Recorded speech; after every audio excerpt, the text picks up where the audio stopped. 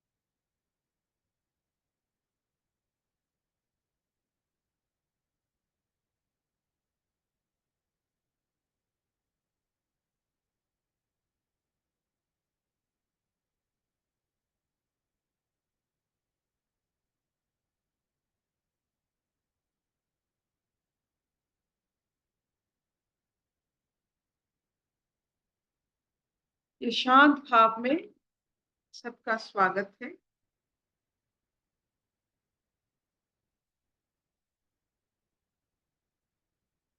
वैशाली जी आगे पढ़ते हैं।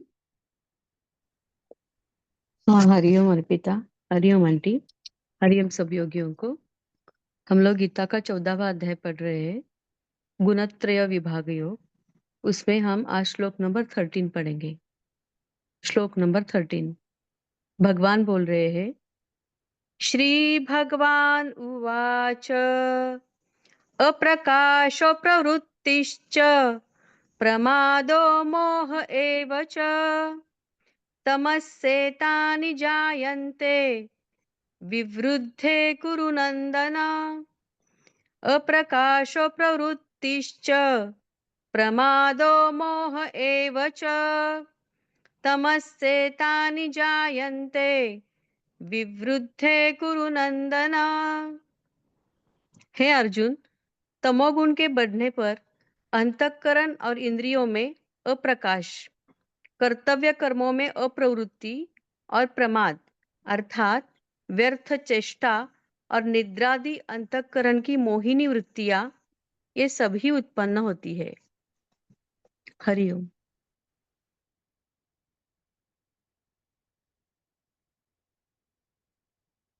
तमस गुण की परिभाषा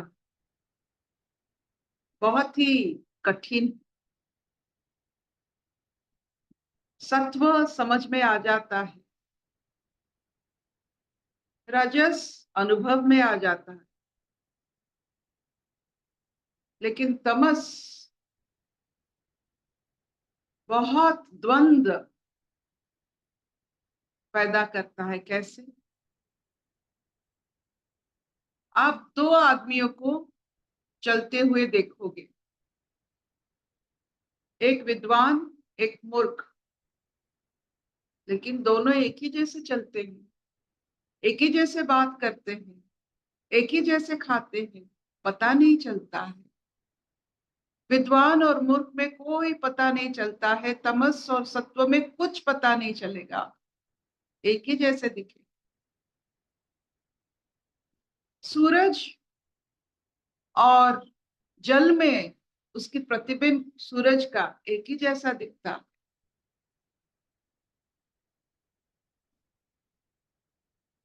मैंने पढ़ा था कहीं, जब ये पायलट रात में टिमटिमाती हुई तारों की रातों में जब वो अपना प्लेन चलाते हैं और नीचे शहर की टिमटिमाता हुआ घर की हर लाइट वैसा तारों जैसा दिख रहे थे, तब पता नहीं चलता है आप किस तरफ आकाश है, किस तरफ धरती। तमस वैसा लगता है कि तमस बहुत जल्दी समझ में आता है, नहीं आता है। इतना उसमें अज्ञान भरा है कि और विवेचना शक्ति की इतनी कमी होती है कि पता ही नहीं चलता है। ये पता नहीं चलना तमस है।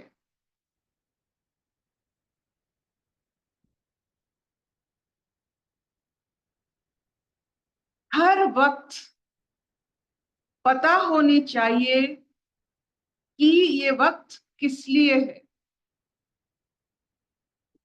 समय को जो बहुत अच्छे तरह से समझते हैं,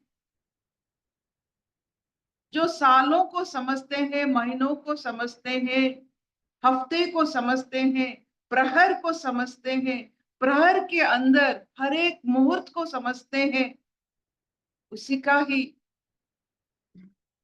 सोच तामस है। जितना आप समझ सकते हो समय, ये अवसाद,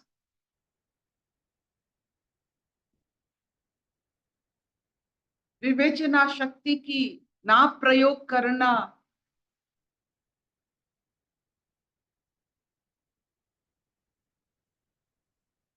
ये जो मूढ़ता जो स्थिरता की तरह आपको दिखता है, ये इतनी बड़ी माया है, इतनी बड़ी माया है कि तमस से निकलना बहुत मुश्किल होता है।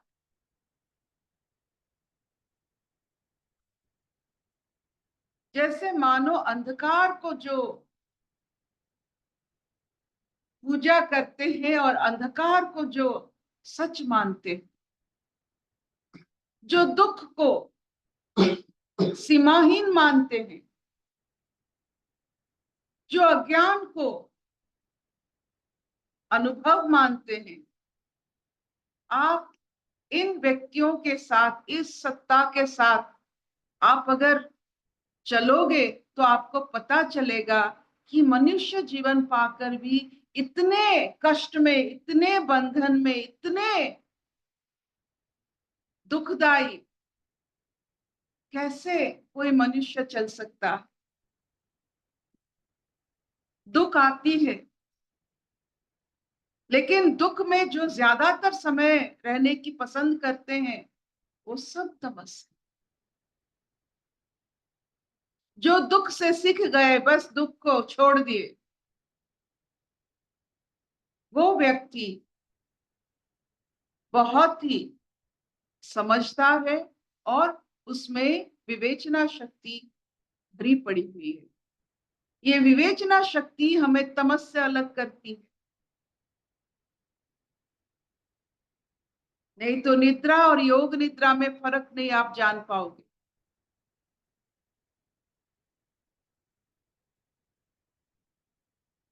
तो जीवन में जब भी आपको लगे कि आपका दुख का कोई अंत नहीं, जान लेना आप तमस की पुजारी।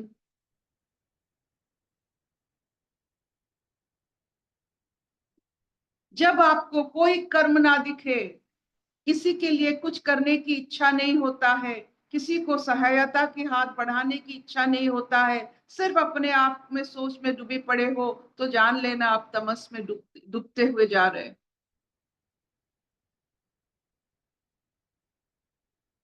Get up, walk, run, play, move.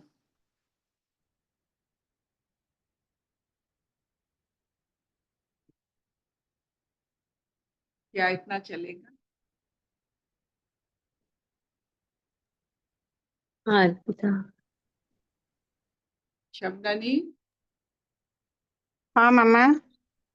will this do? हम्म मैंने एक्चुअली आज कुछ सुन नहीं पाई, मैं थोड़ा बिजी हूँ। मैं कुछ पूछना चाहती थी। आप पूछिए। आप ये कह रहे हैं कि जो भी आपकी नॉलेज है, जो भी आपको ज्ञान है, उसको एक्शन में ट्रांसलेट ना कर पाना ही तमस है? नहीं नहीं, एक्शन की बात नहीं हो रही। मतलब जो भी आप कोई भी सिचुएशन को संपूर्ण मानना कि आगे और कुछ नहीं है, आपके अंदर से स्पृहा अपने नेक्स्ट स्टेप को, नेक्स्ट उसके बाद आपकी अगले स्टेप को ना डाल पाना, यही तामस है, ये अवसाद है, यही प्रमाद है। Too much of thinking, procrastinating. पैर चलाओ, आगे चलो। ये जो हमारे अंदर आगे जाने की इच्छा, ये जो चलने की इच्छा, ये हमें तमस से रोकते हैं। नहीं तो तमस सबको ग्रास कर लेता है। It is not action, it is about curiosity, it is about adventure, it is about newness. हो गया, अभी ऐसा थोड़ा बहुत अनुभव हुआ, चलते हैं आगे, देखते हैं क्या है। ये जो खिलवाड़ का, एक खिलाड़ी का जो सोच होता है, देखते हैं, this is a sportsman spirit. देखते हैं, आगे देखते हैं, फिर खेलते हैं। This is a very beautiful state. फिर खेलते हैं और एक बार। बहुत सारे लोग खेलते नहीं है कि लगता है वो हार जाएंगे। ये तमस है। हारे जीते आपको खेलना है, क्योंकि खेल का एक अनुभव होता है, एक उमंग होती है, एक थ्रिल होती है। जो तामसिक है उसमें ये कैसे आएगी? उसमें तो आएगी ही नहीं, क्योंकि वो इसीलिए तामसिक। तो कहते हैं, बस चलने की शुरुआत करें। पहला पग वो विश्वास के साथ आता है। तामसिक लोग बहुत ही दुर्बल होते हैं। उनको एक माँ की जरूरत होता है, ममता की जरूरत होता है। वो जब मिलता है वो फिर भागने लगते हैं। आपने बच्चों को देखा है, इतने डरे हुए बच्चे होते हैं, माँ के ऊपर निर्भर करता है कि आप चल सकते हो। नहीं तो 10 महीने में सब तो नहीं चलते हैं ना। किसी किसी को 2 साल लग जाता है, किसी ने 8 महीने 10 महीने में चलना शुरू कर लेता है। कैसे?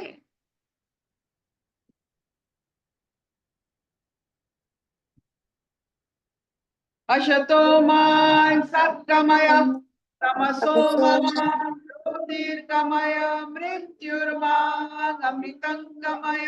सर्वे हि सुखिनः सन्तु, सर्वे सन्तु निरामया, सर्वे भद्राणि पश्यन्तु, मा कश्चित् दुःखभाग् भवेत्।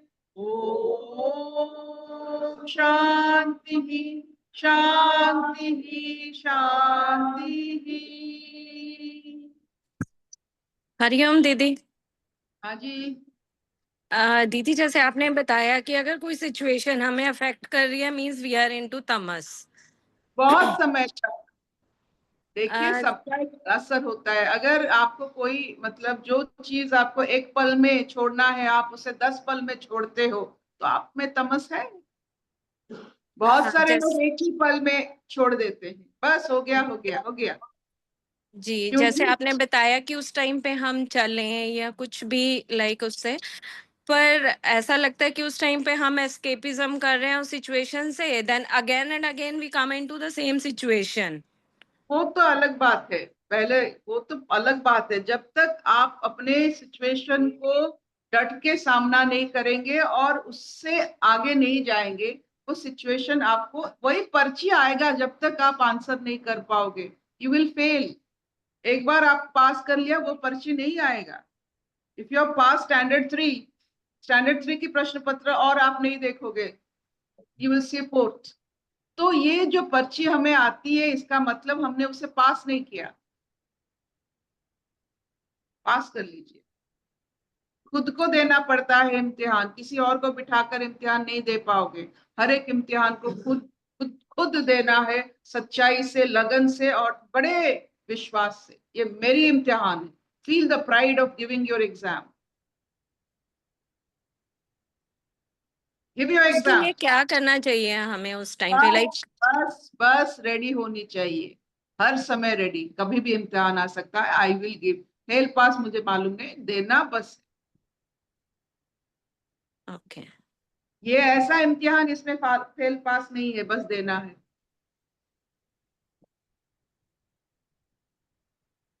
ठीक है, थैंक यू। God bless.